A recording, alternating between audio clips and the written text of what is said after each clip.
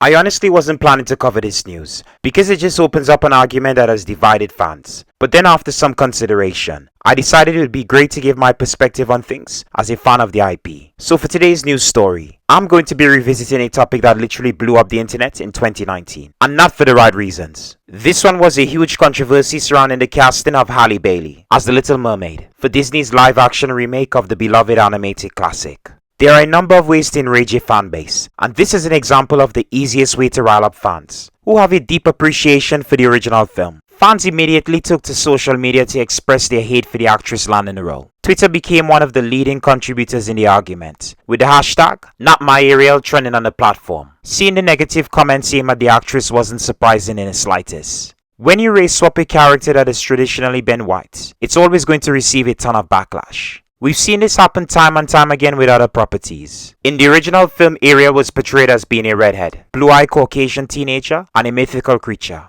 Now, Disney didn't create the fairy tale, but they did reinvent it in such a way that people will instantly refer to their version before the book it was based on. Even in the Danish version of the story which Disney adapted, Ariel has been portrayed as a white female, but not a redhead. That was a creative change for the film. Ariel was originally going to be blonde, but they decided to make her a redhead to avoid confusion with another movie centered around a blonde mermaid. Before Ariel had burst onto the scene, there was Daryl Hannah as Madison in Splash, which came out 5 years before Disney's animated feature. The 1984 film was widely popular at the time, even some years after its release. With both films being somewhat similar, it made sense that the studio would be worried about people getting the protagonists mixed up if they share the same hair color. It was a wise change, since it's one of the things that make Ariel's character stand out amongst the other Disney princesses. Back then, let's be honest, they weren't trying to represent redheads or gingers in any way. It was just a visually striking design choice which took off. Halle Bailey, on the other hand, represents something bigger than the original incarnation. She marks the first black Disney princess in a live-action movie, which is long overdue. Although I can't really come down on Disney too hard, they have already given us Mulan from the self-titled film of the same name, and Princess Jasmine from Aladdin, who represent two major ethnic groups. I know some people would state if they wanted a black Disney princess, why didn't they just adopt The Princess and the Frog? Well, yes, they could have easily done that, and I'm sure they have plans to remake it at some point, but they chose to adapt The Little Mermaid instead with a black lead, rather than the most obvious choice.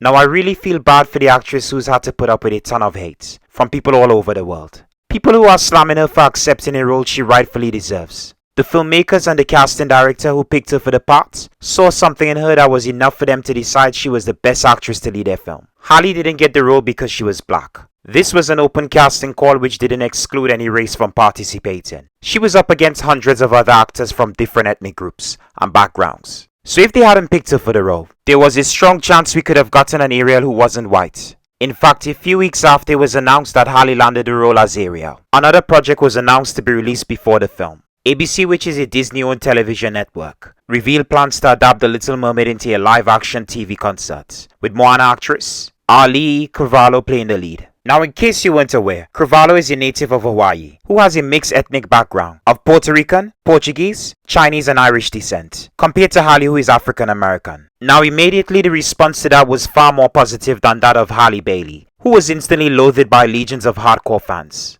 People are quick to say the studio wants to be woke, or they're trying to be diverse to pander to a specific race. But in reality, some fans are just straight up racist. They were willing to accept one actress who wasn't white, because she has a skin tone that makes her look more like the original Ariel, compared to Halle Bailey, who is black and looks nothing like the animated version. Now, I absolutely want to make it clear that I'm not bashing Auli'i Cravalho, who I absolutely adore as an actress and a person. I'm just using her as a comparison to make a point, even without this example to really drive home the point. It's clear that this whole Halle Bailey controversy is based on racism. It's nothing to do with the accuracy or honoring the legacy of the animated version, and it definitely isn't to push an agenda. The hashtag #NotMyAriel is ridiculous, since an animated film and a live-action movie are two completely different mediums. One is a hand-drawn animation, and the other has real-life actors. Halle is not meant to be the same Ariel from the animated film. She's a completely new version of the same character, who'll be someone else's Ariel. People who moan about this ruining their childhood, just stop. Those of us who grew up with the original animated film have already experienced the joy of watching the movie. You can never take that away from anyone. That's a moment or a memory you will always have logged into your subconsciousness. A new movie with no ties to the original film, except for the original concept, cannot affect the enjoyment you have for the former. Unless it's a sequel, which already exists, and even though it's a step down from the original, it hasn't ruined anyone's childhood. I can understand if we had seen a new film, and it turned out to be bad. Then you can criticize it for not being as good as the original. Maybe one of the issues with the new film is the lead, who just failed to be convincing in the parts. That could happen. But to just straight up start bashing it before even watching the film, and seeing what the actress can bring to the role seems unfair. To the actress in question, and to the filmmakers who stand behind their decision to cast her. Her current employer Freeform, which is a division under Disney, even released an open letter addressing the criticism aimed at their talent. I really commend the company for coming to her defense. They could have easily remained silent and watched as this issue pan out without getting involved. I've linked the full tweet and their statement in the description below. Even Jodi, Benson, the actress who voiced Ariel in the original 1989 film and subsequent projects featuring the character, came to Halle's defense. The actress addressed the controversy during a panel at Pop Culture Convention, Florida SuperCon. She echoed my sentiments in regards to the actor's casting. Here's a summary of what Benson had to say on the matter. When it comes to someone playing the role of Ariel, their skin color shouldn't matter. What really matters is capturing the spirit of the character with their performance. Overall, the talent someone can bring to a role is much more important than how they look on the outside. Benson really hit the nail on the head with his speech, which dismisses race as being an issue with his casting. Having the original Ariel give her support to the actress is a welcome voice that adds to the people who stand by Halle Bailey. No matter how many people are against the actress because of her race, there will always be people like Benson fighting in a corner. I fail to see why it matters whether or not they stick to what was done in the animated film. Yes, it's the basis of what they'll be remaking, but it's not a shot-by-shot recreation of the film. Every Disney live-action remake has taken liberties with certain aspects of the story, which have made the films different to the original, yet similar at the same time. Most people go into these remakes already knowing the story, and those changes help to make things a lot less predictable. Of all the Disney princesses they could have picked to change their race, Ariel is one of the safest choices from the batch. They couldn't take liberties with Jasmine, Pocahontas or Mulan, whose race is far more important to their identity. Ariel offers a lot more leeway to change, since she's a fictional creature. Mermaids can be any race, or have any type of skin pigment. There's never a set rule to how they are portrayed in live action or any other medium. You just have to make sure that they are half human, half fish. That's the general criteria. That's why making her black really shouldn't be an issue, since it's entirely up to the creative team to decide how they want to showcase mermaids. Not the fans who have no creative control on this project and are blinded by their own biases towards the former material.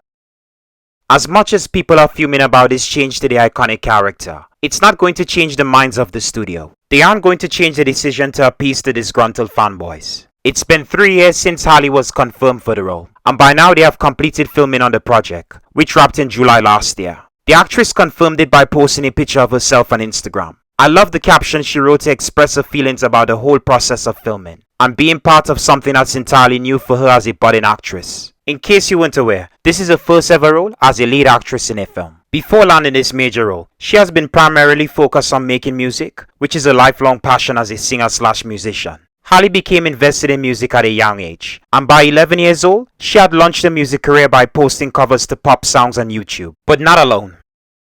Some artists will partner with their friends, and others with their family. Halle did the latter. Throughout those earlier years and even today, she has always been partnered with her older sister LiQWYD, who together make up the R&B duo known as Chloe x Halle, a combination of their forenames.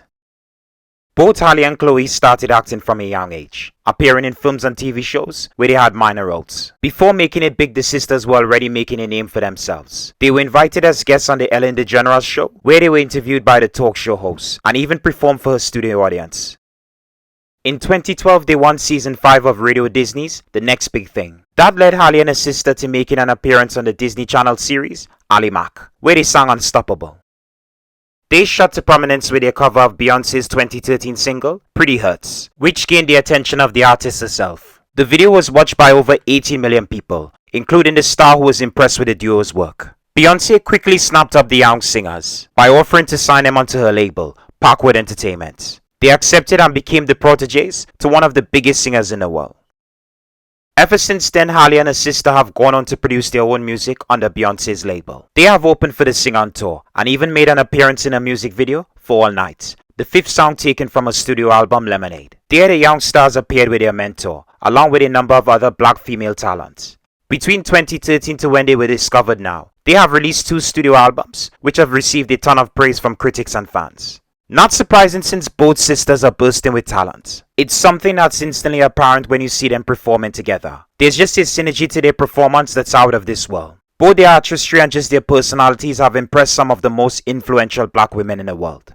Michelle Obama was enamored by the sisters, who she worked with on making a sound for her Let Girls Dream initiative. The two collaborated with the likes of Kelly Clarkson, Missy Elliott, Zendaya, Lea Michele, Jada Grace, Janelle Monáe, and Kelly Rowland on a single. After meeting the former First Lady at South by Southwest, they were invited to perform at the annual Egg Roll, which is held on the White House South Lawn. Then there's Oprah Winfrey, who's an executive producer on Halle's upcoming second feature film. Following The Little Mermaid, Halle will appear in the second feature-length adaptation of The Color Purple, where she'll play young Nettie. Winfrey appeared on set in a surprise visit to greet the star after she filmed the final scenes for the film. This is another project from the actress to keep your eyes on. Halle and her sister had a ton of support from their family, who have helped the girls to stay grounded. No matter how big they've become since their humble beginnings, the girls haven't let fame go to their heads. Through the efforts of their parents Courtney and Doug Bailey, they've blossomed into amazing young women. Their father in particular is responsible for managing and nurturing their talent as artists. Okay, there's something I have to admit, and I'm embarrassed I didn't know sooner. For me, I was completely out of the loop, and had no idea that Halle was even a musician. While many were aware she was a singer, I was convinced she was just a budding actress. My first exposure to the star was a role in a Blackish spin-off series, Grownish. There she starred alongside her sisters Sassy twins Sky and Jazz, who were attending the fictional Cal US scholarship students. They were also close friends with the show's lead character Zoe Johnson, played by Yara Shahidi. Grownish isn't the best show on network television, but it definitely is an enjoyable series, which made me like Halle as an actress. She was definitely a standout character on the show, which has a wonderful cast of young talent. There was no denying that she had a star-like quality to her, with the way she looks, but also her line delivery. She can be soft-spoken yet sharp-tongued at the same time. Seriously, if you haven't seen the show, I recommend giving it a watch, just to see her character. While I enjoy seeing Halle act alongside her sister, it will be interesting seeing her branch out on her own. I absolutely adore the relationship they have as siblings. It's just wonderful seeing them support each other. Even now with Halle pursuing a career in acting, which will raise her profile as a celebrity even more than ever before. The unbreakable bond has never wavered. Chloe's her sister's biggest cheerleader and supporter through and through. While I'm happy to see them work independently of each other, I hope to see them act alongside each other again in Grownish or in a future project. Based on her role in the show as well as her musical range, her casting as Ariel makes me excited to see what she can bring to her biggest role yet. I don't know how people can be short-sighted with certain casting choices.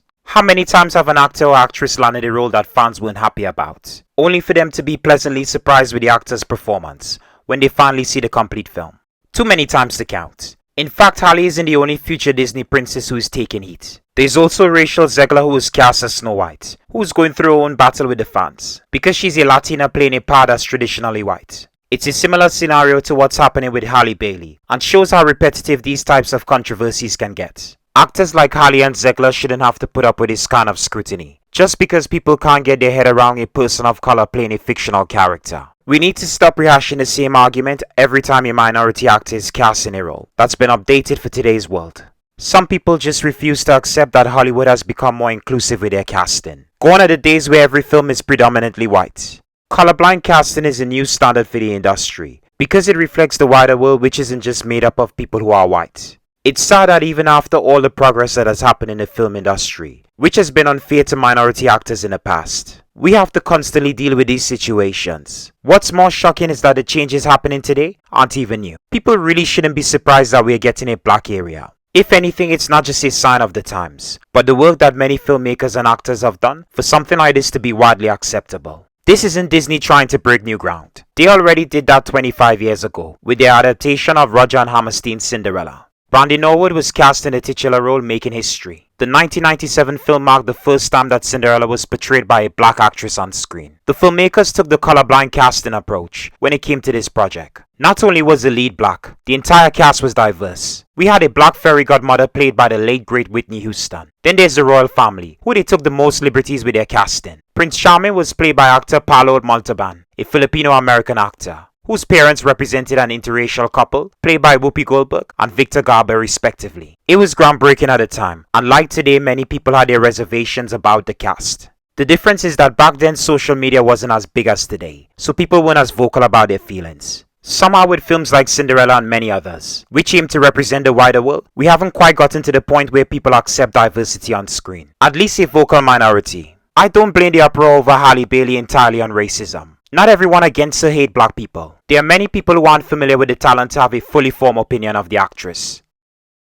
Halle Bailey isn't the hottest name in the industry. She's not a Zendaya who has become a beloved actress in the business, who people will support in just about any project. Then there's Ariana Grande, who many were anticipating for the role, for some years after the film was announced to be in development. That was just fan casting, but the overwhelming support for the pop star to play Ariel was out of this world. There's definitely an argument to be made that the singer and actress would have made a great choice for the role given her talent in both areas. She even looks like Ariel, but I definitely stand by the studio's choice to cast Halle in favor of a bigger name. She's not that big as yet, and to me that's refreshing. She hasn't been in a ton of projects to the point she's become overexposed. When we see Halle in character, she's going to be a breath of fresh air. There won't be anything to detract you from getting invested in the character and the performance. If her skin color would bother you, then I suggest you just skip watching this film. The biggest thing that will change the conversation about whether or not she was right for the role is the all-important first look photo of her as Ariel. The wrap photo doesn't count as a first look. You can't really tell if she's in or out of character. Then there's the leaked set photos captured of her while the film was shooting in Italy. They reveal her spin on Ariel's iconic hair. Instead of having long red hair with a pattern and bangs, they change it to fit the actress's personal hairstyle.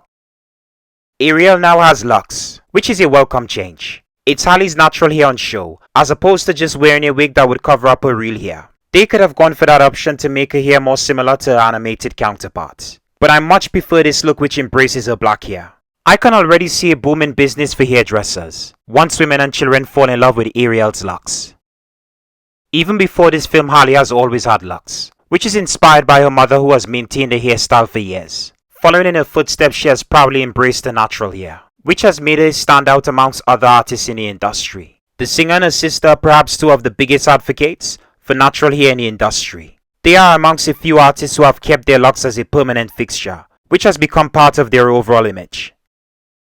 Very early in her career, she would attend auditions, but failed to get the role because her hair was an issue. The general feedback in regards to her talent would be positive, but the hair not so much. To combat against that, she would wear a wig to cover her locks, which wasn't the best solution since they were puffy and didn't fit well with her hair. Thankfully, Halle and her sister ditched the wigs and stuck to their natural hair. There are so many black women who would have been forced to change their natural hairstyle to fit with the requirements for a role, especially those who don't have the bargaining power that bigger stars have to negotiate what they can and can't do for a role. It's great that Disney didn't make her locks an issue. They were happy to embrace it as much as the star. I wasn't sure what they would do for her here, but I'm glad they went in this direction. It's something that artists have envisioned long before any of the set leaks surfaced online. One of the first artists who came to the support of Halle following her casting was professional illustrator Alice Jean. Her illustration of Halle as Ariel was spot on. As soon as she posted it on social media, I wanted that to be the template for the film to reproduce.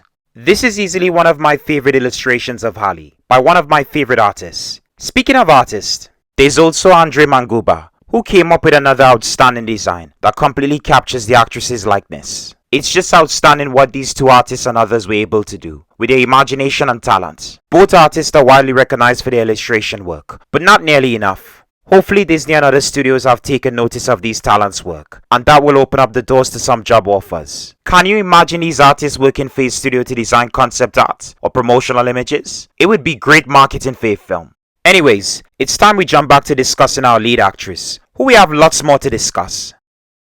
Now earlier I mentioned Halle's beginnings as a singer, which is a crucial part to her being cast as Ariel. Hearing her sing is something truly special. She just has an incredible vocal range and a voice that's unique to her as a performer. If anyone has doubts about her being able to match Jodi Benson's vocal performance in the original film, then they're in for a surprise.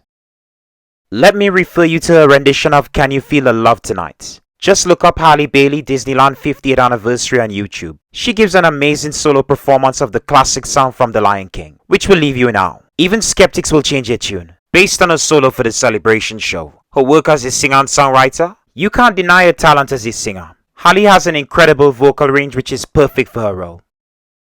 Halle is primarily known as an R&B artist who has a soft, soulful voice that is largely inspired by her love of jazz. The actress has stated that music legend Billie Holiday influenced her as a singer. She discovered the jazz and swing singer's music at 5 years old and has since incorporated into her repertoire. If there's one thing that Disney princesses are known for, it's the ability to sing. Whether it's a solo performance or a duet with another character, they always have the best musical numbers. Halle will have no problem being able to carry a tune, since she's a professional singer who's trained her voice from a young age. Other actors in the past and even on this current project would need singing lessons to be able to meet the demands of their role. Not every actor has the ability or the experience to be able to sing with the same ease as Halle. Even with her experience as a singer, there will be some challenges to perfecting songs taken from the original film. The biggest song she has to get right is Part of Your World, Ariel's standout song in the film, which she sings twice. Although given this is a remake, the filmmakers might decide to add a new song for her character. It would be a waste having a wonderful singer like Halle, only to give her a single song to showcase her talent to the fullest.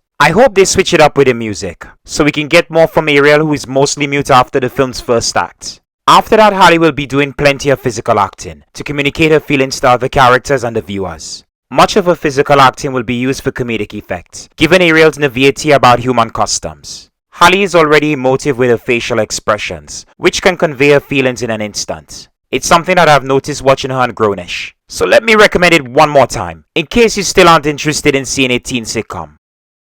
Now I know people are hung up on her physical appearance, but have they really taken a proper look at Halle? She looks like a Disney princess brought to life. The 22-year-old actress is a beautiful young woman who has a distinctive appearance. Looking at her, she evokes a sense of innocence and kindness. Those are traits which are commonly associated with Disney princesses from both the classic and modern day eras. There are many actresses who can fit the bill for Ariel in terms of her looks, but being able to capture individuality through their acting takes someone who's more than just a carbon copy of the animated cartoon. She's going to reinvent this role in a way that we've yet to see from any other live-action ventures from Disney thus far.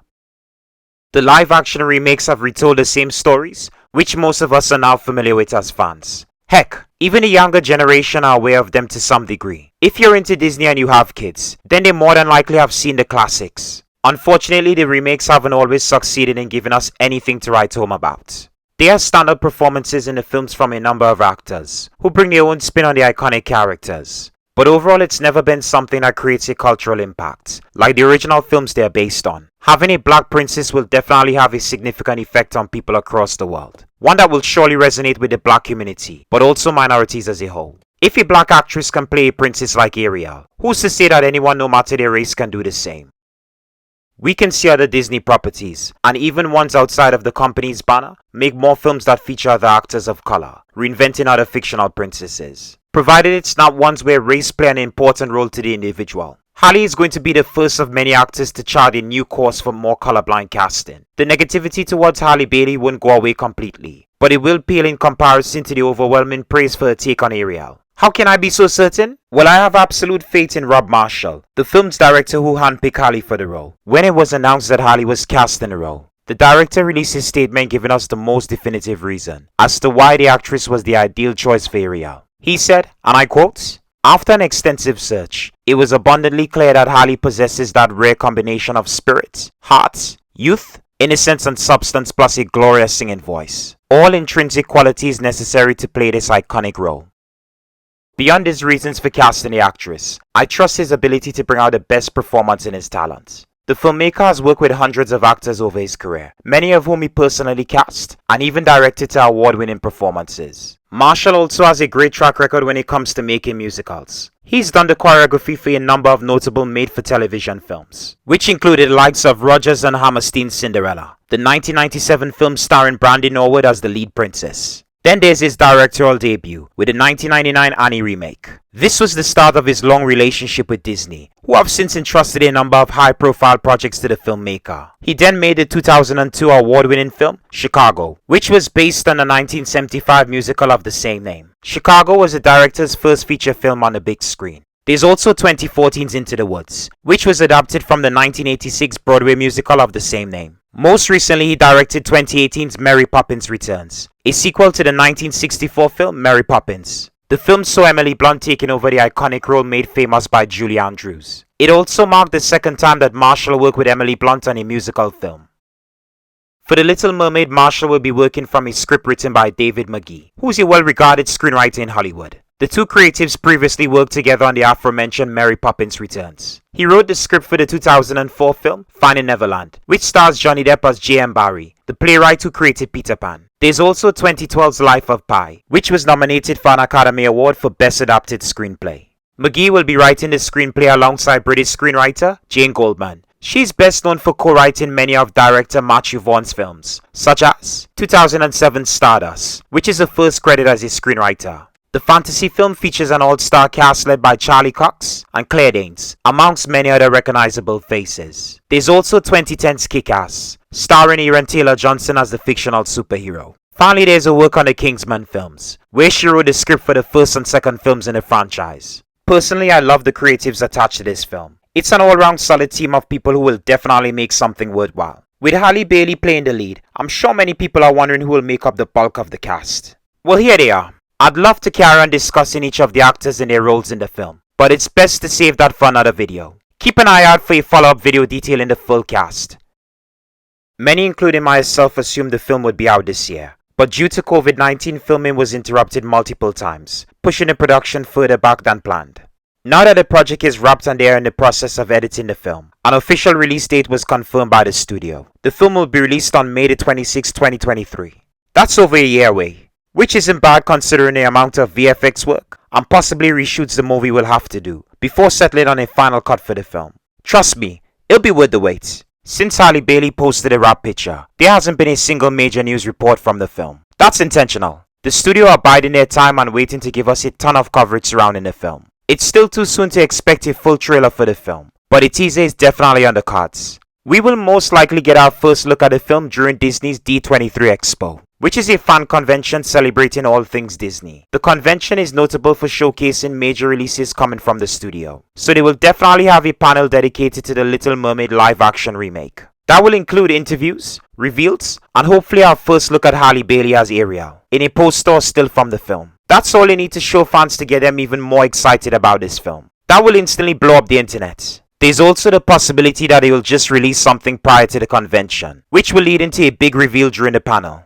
I'll be sure to cover that and anything that's released leading up to the film's premiere. This is easily my most anticipated release of 2023. Hopefully this video will be able to reach out to people who've had their reservations about Halle Bailey. Maybe I was able to change someone's mind. Maybe not. I wish the actress the best of luck with her biggest role yet. No matter the backlash from haters, she's going to have an amazing year. So what are your thoughts on the controversy surrounding the film? Are you looking forward to seeing it once it's released? Let me know in the comments below. Anyways folks, that's all for now. Thank you for watching and I hope you enjoyed the show. Please feel free to subscribe, like, and comment below. And hey, maybe this wasn't your cup of tea. And that's okay. Just remember to take care and stay safe.